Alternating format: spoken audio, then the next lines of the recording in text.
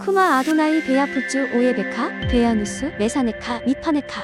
여호와여 일어나사 주의 대적들을 흩으시고 주를 미워하는 자가 주 앞에서 도망하게 하소서.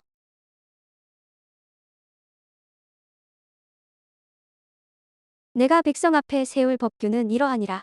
내가 히브리 종을 사면 그는 6해 동안 섬길 것이요 7째 해에는 몸값을 물지 않고 나가 자유인이 될 것이며, 만일 그가 단신으로 왔으면 단신으로 나갈 것이요 장가 들었으면 그의 아내도 그와 함께 나가려니와, 만일 상전이 그에게 아내를 주어 그의 아내가 아들이나 딸을 낳았으면 그의 아내와 그의 자식들은 상전에게 속할 것이요 그는 단신으로 나갈 것이되, 만일 종이 분명히 말하기를 내가 상전과 내 처자를 사랑하니 나가서 자유인이 되지 않겠다 하면 상전이 그를 데리고 재판장에게로 갈 것이요 또 그를 문이나 문설주 앞으로 데리고 가서 그것에다가 송곳으로 그의 귀를 뚫을 것이라. 그는 종신토록 그 상전을 섬기리라.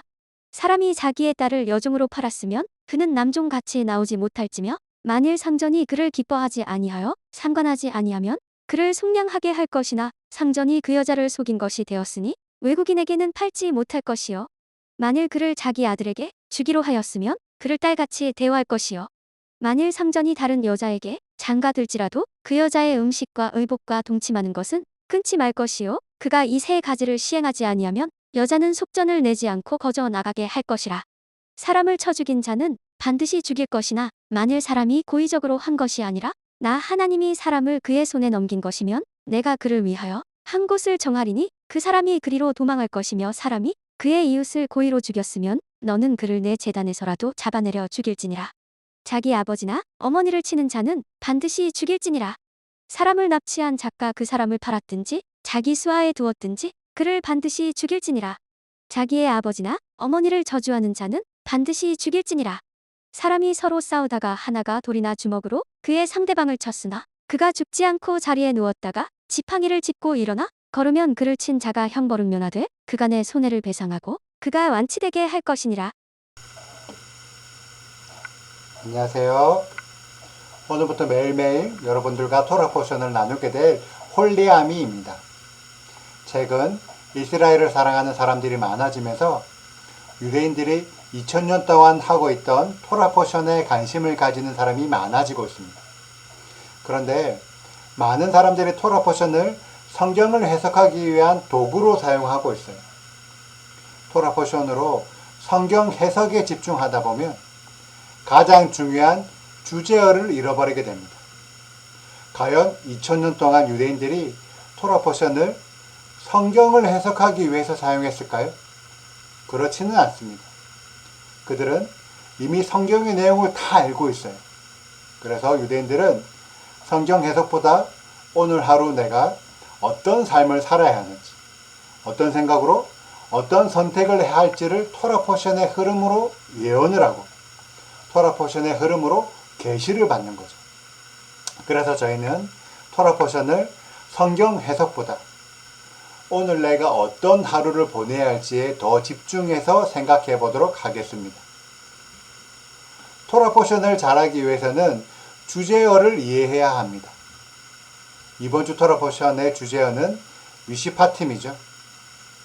위시파팀이 무엇인지 이해해야지 이번 한 주의 토라 포션을 풀어낼 수 있어요.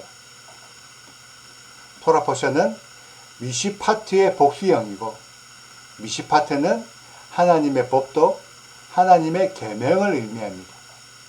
그런데 하나님의 계명을 우리는 보통 율법이라고 부르죠. 규례, 율례라고 부르기도 합니다. 법도라고 하기도 하고요. 명령이라고 하기도 합니다. 너무 많은 단어들로 하나님의 계명을 표현합니다. 그래서 우리가 너무 많이 헷갈려요.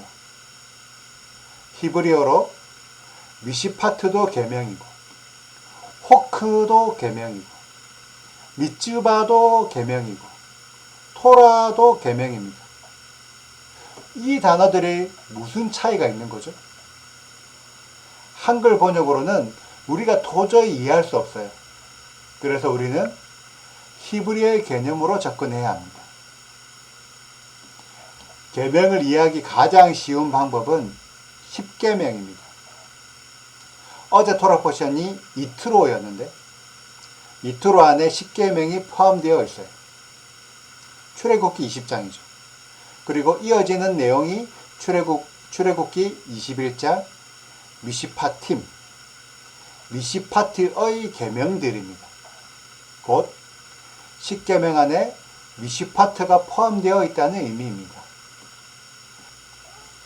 이에 대해 유대인들은 1에서 4계명, 첫 번째에서 네 번째 계명은 호크의 계명, 5에서 10계명, 다섯 번째에서 열 번째 계명은 미시파트의 계명으로 구분합니다. 호크는 새기다, 조각하다라는 의미를 가지고 있고 이미 내가 새겨서 바꿀 수가 없어요. 그래서 호크의 계명은 바꿀 수 없는 계명, 하나님과 사람 사이의 계명이에요. 그럼 미시파트는 샤파트, 판결하다, 재판하다 라는 단어에서 왔는데, 재판은 누가 재판관이 되느냐에 따라 판결이 달라질 수가 있어요. 그래서 미시파트의 계명은 경우에 따라 바뀔 수도 있는 계명, 사람과 사람 사이의 계명입니다. 그럼 밑주반은 뭐죠? 밑주반은 10계명을 예로 들자면 그 첫 번째 계명, 두 번째 계명, 세 번째 계명, 각 하나의 계명, 그 글자들, 문구들이 밑주반이에요. 그리고 이런 모든 계명들, 이런 하나님의 명령의 이 모든 명령들이 바로 토라입니다. 이 개념만 잘 이해하면 하나님의 율법은 어렵지 않아요. 그럼 이번 주 토라 포션은 미시파팀인데 이 의미는 사람과 사람 사이의 계명들이라는 뜻입니다. 그래서 말씀 본문을 보면 종, 노예에 관련된 계명들, 그리고 폭력, 폭행에 관련된 계명들이에요. 이러한 계명들은 사람과 사람 사이에서 일어날 수 있는 사건, 사고들이죠. 이번 주 내내 사람들 사이에서 일어날 수 있는 사건, 사고들에 대해서 어떻게 해야 하는지에 대한 방법들이 기록되어 있습니다. 어떤가요?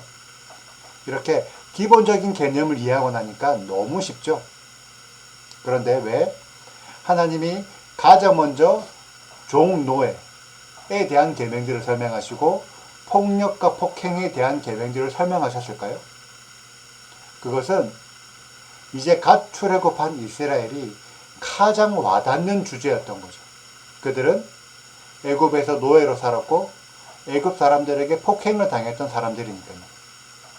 그런데 많은 사람들이 구약 성경을 읽으면서 오해하는 부분이 있어요.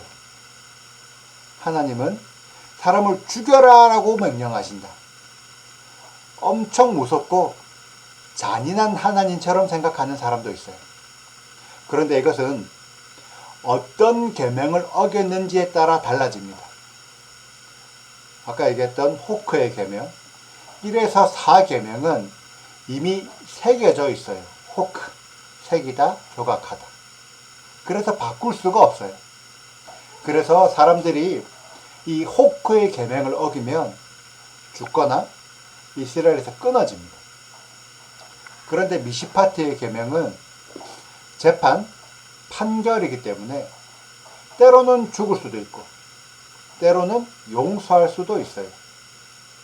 실제로 죽이라는 명령보다는 사람은 원래 연약한 존재이기 때문에 이해하고 용서해 주어라.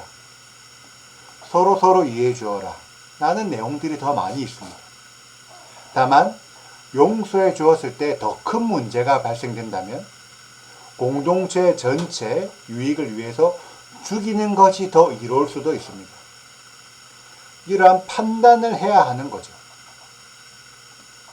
유대인들이 오늘 내용을 읽으면 오늘 하루 동안 무슨 생각을 할까요? 하나님과 사람 사이의 명령을 어기면 죽을 수도 있구나. 그런데 사람과 사람, 내 이웃과의 관계에 대해서는 내가 어떻게 해야 하지? 를 고민해 보게 됩니다. 나에게 잘못한 사람에게 화를 내어야 할까? 아니면 용서해 주어야 할까? 나는 다른 사람들에게 어떻게 하고 있지? 이러한 생각들을 이번 한 주 미시파트의 시간 동안 생각하게 되는 거예요. 이게 토라 포션의 목적입니다. 성경을 얼마나 많이 알고 적게 알고 얼마나 많이 읽고 적게 읽고의 문제가 아닌 거죠. 내가 진짜 오늘 하루 성경이 알려주는 대로 살고 있니? 만약에 네가 재판장의 자리에 앉아 있다면 어떤 판결을 내리겠니? 이런 생각을 하는 것들이 너무 중요합니다. 지금의 대한민국은 엄청난 판결들의 싸움이 있죠. 대통령의 탄핵을 찬성하는 자들과 반대하는 자들, 대한민국의 법을 지키려는 자들과 지키지 못하게 막으려는 자들, 속이려는 자들. 대한민국뿐 아니라 미국과 중국, 이스라엘과 하마스, 전 세계에 이런 판결 전쟁들이 일어나고 있어요. 이러한 판결 전쟁들 속에서 당신은 어떤 판결을 내리겠습니까? 어떤 누군가가 잘못했을 때 무조건 나쁘다. 죄를 지었으니까 무조건 넌 나쁜 거야. 넌 나쁘니까 무조건 죽여야 돼. 죽여라라는 판결을 내릴 것입니까? 아니면 아니 사람은 그럴 수 있지. 원래 사람은 연약하잖아. 이 사람에 대해서 우리가 조금 더 이해해 볼 필요가 있지 않을까? 조금 더 공정하고 조금 더 객관적으로 생각해 볼 필요가 있지 않을까? 자, 오늘은 미시파트의 개념부터 정리해 보았습니다. 이 개념을 우리가 잘 정리하고 잘 인식했다면 우리들은 이번 한 주 동안 하나님의 관점에서 하나님의 마음으로 다른 사람들을 바라보실 수 있을 것입니다. 자, 이제 매일매일 제가 토라 포션을 올릴 것인데 오늘 하루 하나님께서 성경을 통해서 우리에게 요구하시는 바가 무엇인지 그것들을 잘 캐치해내는 우리들 되기를 소망합니다. 감사합니다. 샬롬. 구독과 좋아요 눌러주세요. 슈바 아도나이 리베보트 할레페 이스라엘 여호와여 이스라엘 천만인에게로 돌아오소서.